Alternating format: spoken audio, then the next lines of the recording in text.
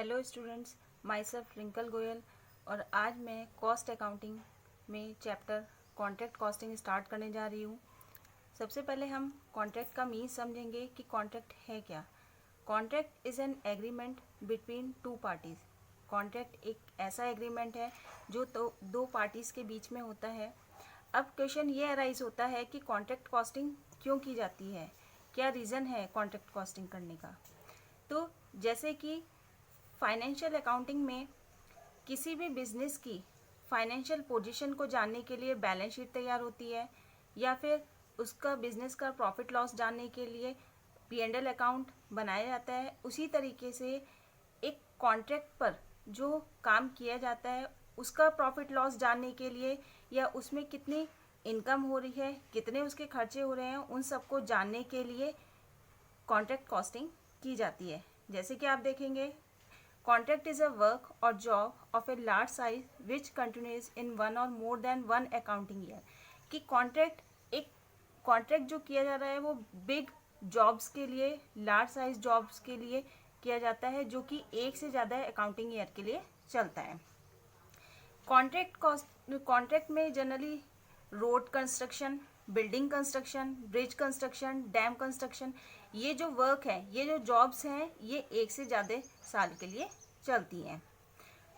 अब हम नहीं समझेंगे contract costing is to determine the total cost of the contract, कि कॉन्ट्रैक्ट कॉस्टिंग किस लिए की जा रही है। जैसे कि आपको बताया मैंने कि उस कॉन्ट्रैक्ट पर कितनी कॉस्ट निकल के आ रही है वो जानने के लिए, या फिर इंडिविजुअल कॉन्ट्रैक्ट पर कितना प्रॉफिट लॉस हो रहा है वो सब जानने के लिए कॉन्ट्रैक्ट कॉस्टिंग की जाती है।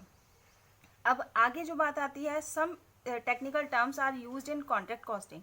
कुछ जब हम कॉन्ट्रैक्ट कॉस्टिंग करते हैं तो उस टाइम पर कुछ टेक्निकल टर्म्स यूज़ की जाती हैं। वो जो टेक्निकल टर्म्स हैं वो आप देखेंगे। First is contractee. जैसे कि आपको बताया कि कॉन्ट्रैक्ट दो पार्टीज के बीच में होता है, तो उनमें से एक पार्टी है कॉन्ट्रैक्टी। कॉन्ट्रैक्टी क्या है? The party who gives contract, कि जो कॉन्ट्रैक्ट देती है। Second is contractor. कॉन्ट्रैक्टर दूसरी पार्टी हुई, the party who takes contract, कि दो पार्टीज हुई, कॉन्ट्रैक्टी और कॉन्ट्रैक्टर। एक पार्टी जो कॉन्ट्रैक्ट देती है और दूसरी पार्टी जो कॉन्ट्रैक्ट लेती है। Third is contract. जैसे कि आपको पहले बताया, कॉन्ट्रैक्ट क्या है कि इन दोनों पार्टीज के बीच में हुआ जो एग्रीमेंट है वो कॉन्ट्रैक्ट कहलाता है। Next is contract account. Contract account हम प्रिपेयर करते हैं कि कॉन्ट्रैक्ट पर कितना प्रॉफिट या लॉस हुआ है वो जानने के लिए हम कॉन्ट्रैक्ट अकाउंट बनाते हैं। Next is contract price. Contract price क्या होती है? ऐसा प्राइस जिसको जो है कॉन्ट्रैक्टी के थ्रू पे किया गया है। कॉन्ट्रैक्टर जिस प्राइस पर तैयार हो जाता है लेने के लिए, वो contract price. Next is value of work certified. अब वर्क सर्टिफाइड क्या है? वर्क सर्टिफाइड वो होता है कि जो कॉन्ट्रैक्टी का आर्किटेक्ट कॉन्ट्रैक्टर के थ्रू किए हुए काम को सर्टिफाई कर देता है कि कितना काम कंप्लीट हो चुका है। वो सर्टिफाइड जो किया हुआ काम है उसको हम वर्क सर्टिफाइड बोलेंगे। Work uncertified. वर्क अनसर्टिफाइड क्या है कि ऐसा काम जो अभी तक सर्टिफाई नहीं हुआ है, जो काम पूरा नहीं हो पाया है, वो वर्क अनसर्टिफाइड।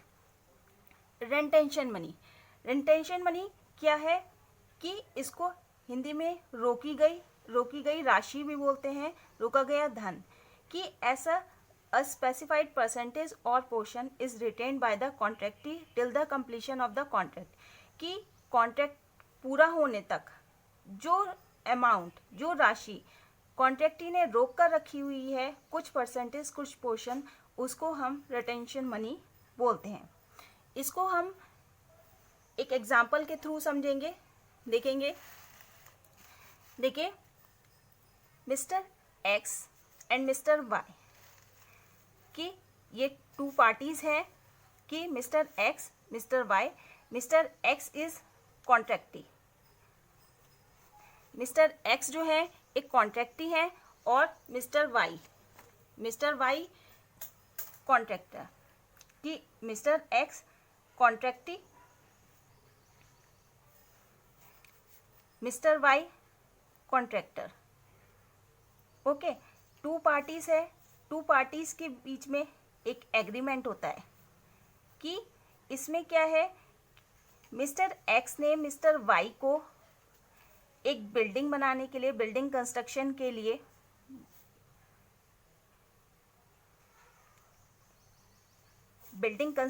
लिए बोला है कि मिस्टर एक्स मिस्टर वाई को बिल्डिंग कंस्ट्रक्शन के लिए बोलते हैं। दोनों के बीच में एक एग्रीमेंट होता है कि आपको जो है ये बिल्डिंग तैयार करके देनी है, एग्रीमेंट हुआ है। वो जो एग्रीमेंट है, उन्होंने बोला है 20 लाख कि आप हमें बिल्डिंग तैयार करके दीजिए, कि सारा मटेरियल सब कुछ आपकी, लेबर आपकी, आपको जो है ये बिल्डिंग कंस्ट्रक्ट करके देनी है। वो जो एग्रीमेंट हुआ 20 लाख पे एग्रीमेंट हुआ। तो अब क्या है, इसमें मिस्टर एक्स कॉन्ट्रैक्टी हुए, जिन्होंने एग्रीमेंट दिया, जिन्होंने लिया वो कॉन्ट्रैक्टर, बिल्डिंग बनाने का, बिल्डिंग कंस्ट्रक्शन का कॉन्ट्रैक्ट दिया, एग्रीमेंट हुआ कितने प्राइस पर, 20 लाख पर। This is called contract price. Contract price, इसको हम बोलेंगे contract price. Next, value of work uncertified. Value of work uncertified क्या है कि 20 लाख का कॉन्ट्रैक्ट है। अब हम ये देखेंगे कि इसमें से जो कॉन्ट्रैक्टी के जो आर्किटेक्ट हैं, उन्होंने सर्टिफाई किया है कि इस काम में उन्होंने 1/4 काम हो चुका है, यानी कि इतना जो है सर्टिफाई हो गया है, यानी कि जो काम है वो लगभग 1/4 हो गया है, 5 लाख का काम हो गया है। तो कहने का मतलब ये है, ये आर्किटेक्ट ने इसको सर्टिफाई कर दिया है। जो बाकी का काम है 3/4, वो वर्क अनसर्टिफाइड होता है। तो इसमें क्या है कि रिटेंशन मनी क्या है कि इतना पेमेंट हो चुका है और जो बाकी बचा हुआ है वो रिटेंशन मनी हो गई, यानी कि रोकी गई राशि, रोकी गई अमाउंट। नेक्स्ट हम देखेंगे how to prepare contract account. Contract account कैसे तैयार होता है कि जो कॉन्ट्रैक्ट लिया गया है उस पर कितना प्रॉफिट कितना लॉस हो रहा है, वो कॉन्ट्रैक्टर तैयार करता है कि उसने कितना खर्चा किया है और कितनी उसको इनकम हुई है। वो सब जानने के लिए जो है हम कॉन्ट्रैक्ट अकाउंट कॉन्ट्रैक्ट के थ्रू जो है प्रिपेयर किया जाता है। There can be the following situation. 2 situation होती है। First is when contract is complete, कि जब कॉन्ट्रैक्ट पूरा हो चुका होता है। Second is when contract is incomplete, जब कॉन्ट्रैक्ट पूरा नहीं होता है। फर्स्ट केस में देखेंगे हम व्हेन कॉन्ट्रैक्ट इज कंप्लीट, जब कॉन्ट्रैक्ट पूरा हो जाता है। In the books of contractor contract number, कि किसी भी कॉन्ट्रैक्टर के पास कोई ज़रूरी नहीं है एक कॉन्ट्रैक्ट हो, उसके पास कई सारे कॉन्ट्रैक्ट हो सकते हैं। तो वो अपना कॉन्ट्रैक्ट नंबर डालता है कि जस्ट लाइक कॉन्ट्रैक्ट नंबर 120, इस तरीके से जो है कॉन्ट्रैक्ट नंबर डालकर वो उसका जो है खर्चे और इनकम वो सब देखता है। जैसे कि हम जानेंगे कि कॉन्ट्रैक्ट अकाउंट जो है एक नॉमिनल अकाउंट है, नॉमिनल अकाउंट की तरह है, ये हम इसको ट्रीट करेंगे, देखेंगे। इस तरीके से बनाएंगे date particular amount, date particular amount. Debit side में all the expenses to material purchase, जितना भी मटेरियल खरीदा गया है। इशूड फ्रॉम स्टोर, दूसरे स्टोर से जो आया है। Material receive from other contract, दूसरे कॉन्ट्रैक्ट से जो आया है। लेबर या वेजेस पेड, जितने भी वेजेस पे की है। Direct expenses, indirect expenses, plant purchase, establishment expenses, सब कॉन्ट्रैक्ट कॉस्ट। सब कॉन्ट्रैक्ट कॉस्ट क्या है? सब कॉन्ट्रैक्ट कॉस्ट वो होती है कि जब कोई कॉन्ट्रैक्टर किसी दूसरे कॉन्ट्रैक्टर को अपना थोड़ा सा काम किसी और को करने के लिए दे देता है, उसको सब कॉन्ट्रैक्ट कॉस्ट बोलते हैं। Next, to cost of extra work done, कोई और काम कराया गया है उस पर जो खर्चा हुआ, outstanding expenses. And to profit on sale of plant, जो प्लांट पर जितना भी प्रॉफिट हुआ है वो डेबिट साइड में लिखेंगे। इसके बाद क्रेडिट साइड में देखेंगे by material return to store, जितना भी मटेरियल वापस कर दिया गया है। Material return to supplier, supplier को जितना रिटर्न हुआ है बाकी दूसरे कॉन्ट्रैक्ट को ट्रांसफ़र कर दिया गया है। तो ये सब चीज़ें प्लांट रिटर्न और ट्रांसफ़र ये क्रेडिट करेंगे। Material sold and plant sold. Material at site, material at site कि जितना मटेरियल आपके पास बचा हुआ है। Plant in hand, plant in hand में कि जैसे हम प्लांट यूज़ कर रहे हैं उस पर डेप्रिसिएशन भी लगाएंगे। डेप्रिसिएशन लगाने के बाद प्लांट इन हैंड आएगा। प्लांट और मटेरियल लॉस्ट, थेफ्ट और फायर्ड ये क्रेडिट करेंगे। बाकी जितना कॉन्ट्रैक्टी पर्सनल अकाउंट में जो हम ट्रांसफ़र करेंगे, जितना भी कॉन्ट्रैक्टी को ने जितना भी जो है पेमेंट कर दिया है कॉन्ट्रैक्टर को, वो आएगा। एक्स्ट्रा वर्क डन प्राइस वो इसमें ऐड कर देंगे, जितना भी एक्स्ट्रा काम कराया गया है। ये सब ऐड करने के बाद, ये सब डालने के बाद इसमें ये देखेंगे कि आपके अकाउंट में प्रॉफिट आ रहा है या लॉस आ रहा है। तो प्रॉफिट को हम डेबिट करेंगे, क्रेडिट लॉस को करेंगे। इस तरीके से हम कॉन्ट्रैक्ट अकाउंट बनाएंगे। बाकी इसके बाद कॉन्ट्रैक्टी पर्सनल अकाउंट प्रिपेयर करना होगा। कॉन्ट्रैक्टी पर्सनल अकाउंट में हम देखेंगे कि जितना भी यहाँ जो क्रेडिट किया गया है उसको हम डेबिट करेंगे, ठीक है, और जितना भी रिसीव हो गया है वो हम क्रेडिट करेंगे, ठीक है। अमाउंट रिसीव फ्रॉम कॉन्ट्रैक्टी से जितना भी अमाउंट रिसीव हो गया है वो हम क्रेडिट करेंगे। अनपेड अमाउंट जो बाकी बची हुई अमाउंट है वो हम बैलेंस कर छोड़ देंगे। अब हम इसको एक न्यूमेरिकल के थ्रू समझेंगे कि कॉन्ट्रैक्ट अकाउंट किस तरीके से प्रिपेयर किया जाता है। Question, messrs Agarwal construction company took a contract on 1/4/2014 कि जो मैसर्स अग्रवाल कंस्ट्रक्शन कंपनी है उन्होंने एक कॉन्ट्रैक्ट लिया है ऑन 1/4/2014 को, 1 अप्रैल को, for the construction of A cinema hall. Cinema hall का कंस्ट्रक्शन करना है इसमें, और जो कॉन्ट्रैक्ट लिया था वो 1/4/2014 को लिया था। The contract price was 20 lakh. जो कॉन्ट्रैक्ट प्राइस थी वो 20 लाख थी, कि 20 लाख का जो कॉन्ट्रैक्ट था।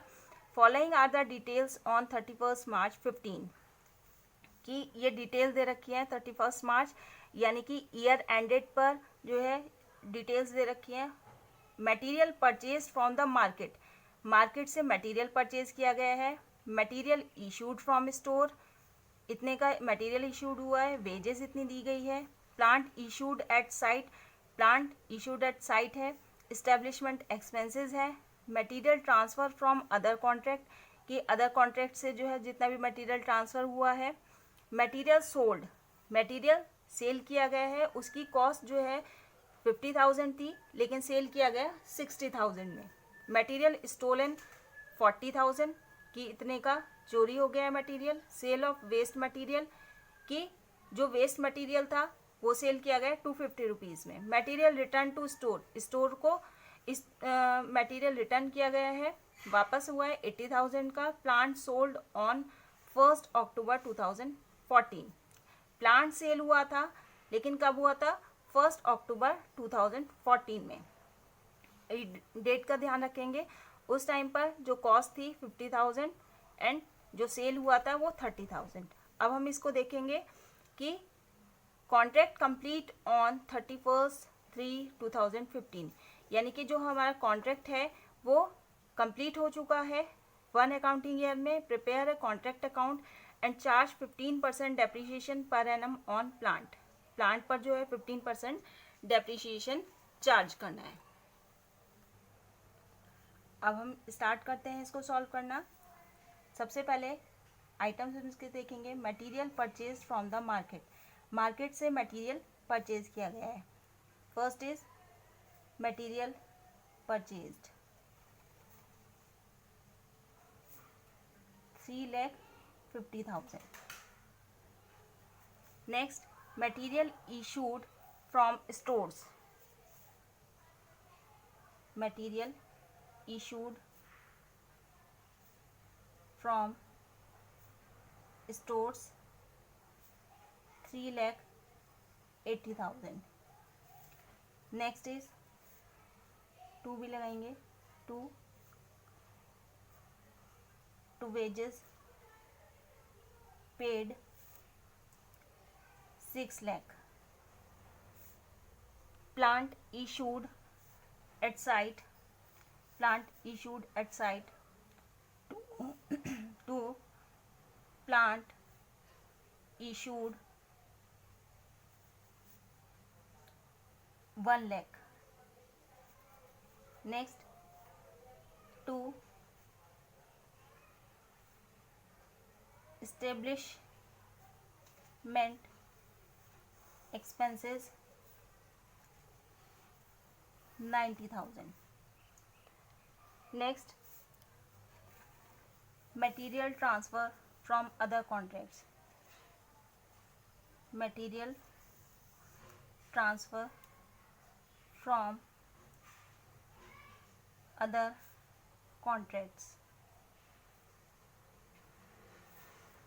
4,20,000. Okay. Now material sold, material sale किया गया है बाय मटेरियल सोल्ड.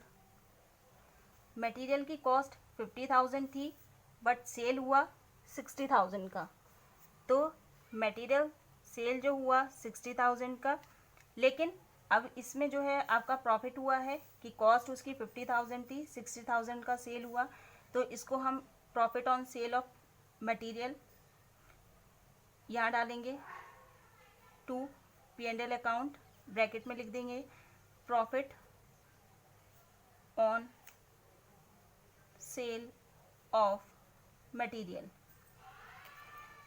कितने का प्रॉफिट हुआ? 10,000. Next, material stolen. Material stolen 40,000. Next, sale of waste material. Sale of waste material. Waste material पर जो सेल हुआ है वो 250 रुपीज़ का. नेक्स्ट है material return to store by material return to store 80,000. Next है plant sold. Plant sold on 1 October 2014. Plant जो sale हुआ है वो 50,000 तो उसकी कॉस्ट थी, लेकिन 30,000 का सेल हुआ है बाय प्लांट सोल्ड 30,000. 30,000 का सेल हुआ है. अब प्लांट जो सेल हुआ था वो 30,000 का, लेकिन उसकी कॉस्ट थी 50,000, यानी कि प्लांट में हमको लॉस हुआ है. और कब सेल किया था? 1 अक्टूबर 2014 के लिए. तो इसके लिए हम डेप्रिसिएशन भी लगाएंगे, लॉस भी कैलकुलेट करना होगा. लॉस हम जो कैलकुलेट करेंगे इस तरीके से ये वर्किंग आपको करनी पड़ेगी. लॉस ऑन प्लांट सोल्ड, जितना भी प्लांट सोल्ड हुआ है उस पर लॉस है. सबसे पहले कॉस्ट ऑफ प्लांट. प्लांट की कॉस्ट लिखेंगे. प्लांट की कॉस्ट जो है आपकी 50,000 की कॉस्ट थी, लेस डेप्रिसिएशन. डेप्रिसिएशन जो बोला है उन्होंने 15% पर एनम बोला है डेप्रिसिएशन. डेप्रिसिएशन फॉर, अब देखिए 1 अक्टूबर को सेल हुआ है, जो हमारा स्टार्ट हुआ था वो अप्रैल में स्टार्ट हुआ था, तो डेप्रिसिएशन लगेगा अप्रैल टू 30 सितंबर. लगाएंगे हम 15%, तो ये जो आपका डेप्रिसिएशन आएगा 3750. इस तरीके से आपका डेप्रिसिएशन लगेगा. लेस करेंगे इसको 46,250. ये डेप्रिसिएशन आपने लेस किया, तो कॉस्ट उसकी इतनी पड़ी डेप्रिसिएशन लगाने के बाद, लेकिन जो इसकी सेल प्राइस थी, सेल प्राइस है, सेल जो हुआ था 30,000 में सेल हुआ, यानी कि जो लॉस हुआ वो 16,250. ये 16,250 इस तरीके से बाय P&L अकाउंट, ब्रैकेट में loss on sale of plant. Plant पे जितना भी लॉस हुआ वो आप डाल देंगे 16,250. 50। नेक्स्ट, अब इसके बाद कि जो आपकी प्लांट की कॉस्ट थी उसमें सेल भी हुआ, लॉस भी हुआ, अब आपके पास कितना प्लांट बचा वो आप डालेंगे, मीन्स प्लांट एट साइट। इसको भी आपको कैलकुलेट करना होगा। प्लांट एट साइट कैसे हम कैलकुलेट करेंगे इसको देखेंगे, इसकी भी वर्किंग आपको करनी पड़ेगी।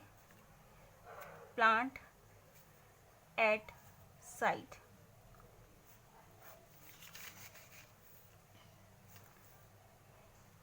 टोटल कॉस्ट प्लांट की है, टोटल कॉस्ट देखेंगे कि जो हमारी प्लांट की कॉस्ट थी वो आपकी जो प्लांट इश्यूड हुआ था 1 लाख, टोटल कॉस्ट 1 लाख का था, लेकिन इसमें से less cost of plant sold बिक गया। ये जो बिका आपका 50,000 कॉस्ट थी उस टाइम पे, जो बच के आया आपके पास प्लांट 50,000। इस पर आप डेप्रिसिएशन देंगे, डेप्रिसिएशन 15%, फुल ईयर का लगाएंगे 15%, तो ये जो आपका डेप्रिसिएशन आएगा 7,500। इस तरीके से जो प्लांट एट साइट, जो अब आपके पास प्लांट बचा वो 42,500, ये आप डालेंगे प्लांट एट साइट 42,500। इसके बाद लास्ट आपको, क्योंकि कॉन्ट्रैक्ट कंप्लीट हो चुका है, in case of complete the contract, आपको जो है जितना भी पैसा है वो भी रिसीव हो गया है, तो इसको हम कॉन्ट्रैक्टी अकाउंट में ट्रांसफ़र करेंगे। कॉन्ट्रैक्ट जो था वो 20 लाख का था, तो 20 लाख हम इसमें ट्रांसफ़र करेंगे, 20 लाख ट्रांसफ़र करेंगे। इसके बाद हम देखेंगे कि डेबिट साइड के आइटम अब देखेंगे, एडिशन करेंगे इधर साइड का ऐड करने के बाद जो आपका टोटल आया है 22,69,000 इतना रिसिप्ट हुआ है। तो इधर का टोटल ज़्यादा है और इधर का माइनस करेंगे, तो माइनस करने के बाद जो प्रॉफिट शो होगा टू P&L अकाउंट, प्रॉफिट 3,19,000 इतने का प्रॉफिट शो हुआ है कि मार्च 31 को इस कॉन्ट्रैक्ट पर, जो कॉन्ट्रैक्ट है ये, इस कॉन्ट्रैक्ट पर जो प्रॉफिट हुआ है 3,19,000 का। Thank you.